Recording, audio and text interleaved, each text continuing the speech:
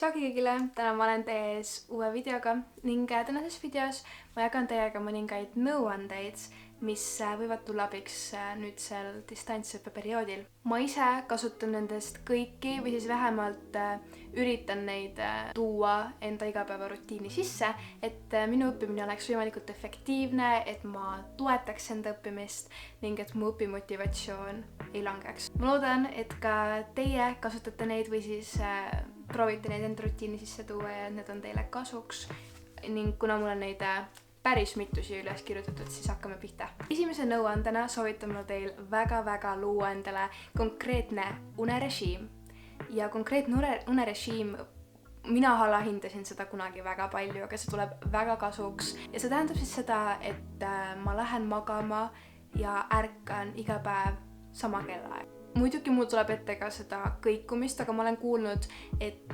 see aeg, kui sa ärkad üles ja lähed magama, et see võiks jääda 1 tunni sisse, et minu puhul näiteks ma ärkan iga hommik 7:15, aga kui ma tahan näiteks nädalavahetusel veidi kauem magada, siis ma vaatan, et ma ei magaks väga üle kella 8:15. Nii et mida väiksem see kõikumine on, seda stabiilsem ja seda efektiivsemalt töötab sinu unerežiim. Samuti ära alahinda hommikuid. Ma olen totaalselt õhtuinimene, mulle ei meeldi hommikuti vara tõusta, aga ma üritan seda enda rutiini tuua, sest et mul on tunne, et ma vajan seda. Hommikud annavad aluse tervele päevale tegelikult. Kõige lihtsam on luua endale konkreetne hommikurutiin ja minu hommikurutiinis ma tahan, et ma annaksin endale hommikuti aega. Ma ei saa olla niimoodi, et ma ärkan hommikul üles voodist ja ma lähen kohe õppima. Minu jaoks ei tööta, mul peab olema vähemalt tund aega enda aega, et ma saaksin päeva nagu sisse sulanduda vaikselt. Ja siin puhul ma tahaksin küsida, et kas te tahaksite, ma teeksin oma hommikurutiinist äkki video. Ma hetkel küll tuunin seda, et see mulle meeldiks ja oleks aina tõhusam, aga kui ma üks hetk olen sellega valmis ja sellega rahul, kas ma võiksin teha sellest video? Küsimus tuleb kas siis siiapoole vist. Söö sarnaselt kooliaegadele. See on asi, mida ma olen praktiseerinud ja mis ma tunnen, et väga hästi töötab, et ma hommikul söön hommikusööki. Muidu ma olin harjunud sellega, kui ma füüsiliselt koolis kohapeal käisin, ma sain hommikul kooliputru. Ja siis mu lõuna oli kell 11:45, et samamoodi ma kodus hommikul söön hommikusööki ja siis kuskil 12 aeg teen pausi ja söön lõunat ja õhtusöök on selline suhteliselt enda valik. Ja see lihtsalt aitab hoida head rutiini ja neid õigeid ajavahesid, mis peaksid toidukordade vahel olema. Eelista naturaalset valgust, ehk siis kui sa oled valinud endale õppimiskoha, olgu siis näiteks su toas või kuskil mujal, siis vaata, et seal oleks naturaalne valgus. Muidugi, kui ei ole seda võimalust, siis lambivalgus sobib ka, aga minu ajutöö, ma olen mõistnud, et eelistab naturaalset valgust. Samuti üks väiksemaid asju, mida sa saad enda jaoks teha, on juua vett, hoida enda lähedal veeklaas, kui sa õpid, sest et see hoiab sind hüdreerituna ja see hoiab su ajutegevust ärksana. Väga oluline on õppimise juures ka vabaneda häirivatest faktoritest. Selle all võib siis näiteks pidada silmas kära ja müravaba tsooni, ehk siis sellist kohta, kus sul oleks hea keskenduda, kus ei oleks segavaid faktorid ümber, näiteks su õed-vennad. Mul on 3 väikest venda näiteks, kes on kogu aeg minuga kodus ja mul on oluline, et mul oleks enda koht, kus ma saaksin õppida ja keskenduda. Ning samuti üks suurimaid häirivaid faktoreid, te ei saa vastu vaielda siin, on telefon, meie telefoni. Ja selleks on tegelikult mitmeid äppe, ma kuulsin mingisugusest Flora äpist, kus sa põhimõtteliselt paned virtuaalse puu kasvama ja ta saab kasvada ainult siis, kui sa ei ole oma telefonis. See peab mingi kindla aja oma telefonist eemal olema, vist mingi pool tundi, oleneb, mis nagu taimeri sa endale seal sead. Ja see on päris huvitav, sest kui sa lähed telefoni, siis su see virtuaalne puu sureb ära. Nii et sul on motivatsiooni oma telefoni mitte kasutada. Samuti soovitan ma teil hoida enda õppimiskoht võimalikult minimalistlikuna.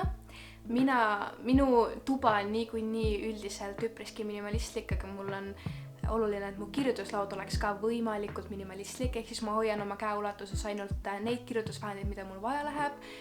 Kui vaja, siis ka mul on laualamp sisse lülitatud, arvuti, mu veeklaas ja ainult need õpikud ja vihikud, mida mul tunniplaani järgi siis sellel konkreetsel nädalapäeval vaja läheb. Üks mul lemmikumaid leiutisi on to-do listid, ehk siis tee ära nimekirjad, et tavaliselt ma kirjutan need üles kas eelneval õhtul või siis hommikul on õppimise asumist, et ma teen niimoodi päeva kaupa, mulle ei meeldi väga nädalaplaane kokku panna, et tavaliselt ma teen ühe päeva kaupa need to-do listid ja eelistan seda, et ma panen need sellesse järjekorda, mis järjekorras ma eelistan neid nagu tegema hakata. Et ideaalis mul ongi nimekirja alguses kõik kooli asjad, mis mul on vaja teha ja siis nimekirja lõpus muud asjad, millel ma saan keskenduda peale siis õppimist. Ja need lihtsalt tekitavad minus hea tunde, kui ma saan selle kastikese kas siis ära värvida või linnukese panna ja päeva lõpus see tunne, kui ma näen, et mul on need linnukesed või need kastid värvitud, heal juhul kõik ja siis ma lihtsalt tunnen nagu endale uhkust ja see on hea tunne. See soovitus ei pruugi küll kõigi inimtüüpidega kokku käia, aga vähemalt minu puhul töötab see, et ma teen mahukamad ülesanded ära päeva esimeses pooles ja jätan siis lihtsamad ülesanded päeva teise poolde. Kui ka sina kasutad seda viisi, et sa hommikul on endal aega, enda kehal aega ärkamiseks, siis kipub olema ikkagi nii, et sul on hommikul rohkem energiat ja tahtejõudu asju ära teha. Ehk siis minu arust on loogiline, et sa teed hommikul ära need asjad, mis ei tundu ehk, ma ei tea, huvitavad, need on keerulised, sa tunned, et sa pead nendega rohkem vaeva nägema, siis tee need hommikul ära ja kõik muu jätta siis kas pärastlõuna või õhtusse, olenevalt sinu päevakavast. Kui sa tahad katsetada seda, et sa teed need raskemad asjad alguses kohe ära, siis praktiseeri seda ka, kirjuta need siis oma to-do listi selles järjekorras, et alguses on need mahukamad asjad ja siis tulevad lihtsamad. Blokeeri ebavajalikud veebilehed. See on nii oluline. Vaatasin enda arvutisse olla sellise tarkvara nagu Blocksite. Neid tarkvarasid on väga palju mitmeid, on tasuta, on tasulisi. Sel Blocksite'il on võimalus panna siis, kas sa paned need lehed, mida sa tahad blokkida või siis sa paned sinna need lehed, mida sa võid kasutada ja kõik ülejäänud blokib. Et ma arvan, et see on kasulikum, et paned sinna need lehed, mis on su koolitöödes kindlasti vajalikud, et neid saab muuta selles mõttes, et need ei ole nagu igavesti seal, saad neid iga kell muuta. Ja siis saad kasutada ka siis work mode'i või need lihtsalt kohe ära blokkida. Work mode'i puhul on siis see timer, et ta 25 minutit näiteks blokib sul need lehed ära ja 5 minutit sa saad vabalt ringi käia oma arvutis. Ja ma ütlen, et see võib olla natuke hirmutav. Võid ennast üks hetk leida sellises olukorras, kus sa alateadvuses kirjutad sinna otsinguribale Facebook ja siis sinna tuleb ette, et ups, sa peaksid tööd tegema. Et seda on tegelikult huvitav jälgida, kuidas me oleme harjunud automaatselt enda õppimiste või kohustuste juurest kuskile mujale minema. Oma sünnipäeva vlogis ma mainisin ka seda, aga mulle meeldib kuulata ilma sõnadeta taustamuusikat oma õppimise kõrvale. Enamjaolt ma eelistan selliseid lo-fi hip-hop playliste, mida tehakse YouTube'is hetkel väga palju, sest et need saavad kuulamisi, kuna õpilased õpivad ja nad panevad selle taustale ja ilma sõnadeta muusika on just sellepärast hea, et sa hakka nendele sõnadele mõtlema. See muusika lihtsalt käib seal taga. Oma õppimise efektiivsuse tõstmiseks te võite proovida ka vahetada aeg-ajalt oma õppimiskohta. Näiteks liigud ühe laua tagant teise taha. Ma ei soovita üldse voodis õppimist selles mõttes, et mugavus ei ole lahendus, aga oma õppimiskohtade vahetamine võib see siis tuua uusi vaatenurkasid ja sinu aju saab vaheldust. Näiteks sa saad teha niimoodi, et sa kuni lõunaajani töötad ühes kohas, näiteks oma kirjutuslaua taga ja siis sööd ära ja muudad oma õppimiskohta, lähed kuskile mujale. Et ma usun, et seda tasub praktiseerida. Kasuta oma õppimise produktiivsuse tõstmiseks taimerit. Mina olen taimerit kasutanud väga vähe, aga ma tunnen ise ära, kui mul seda vaja on.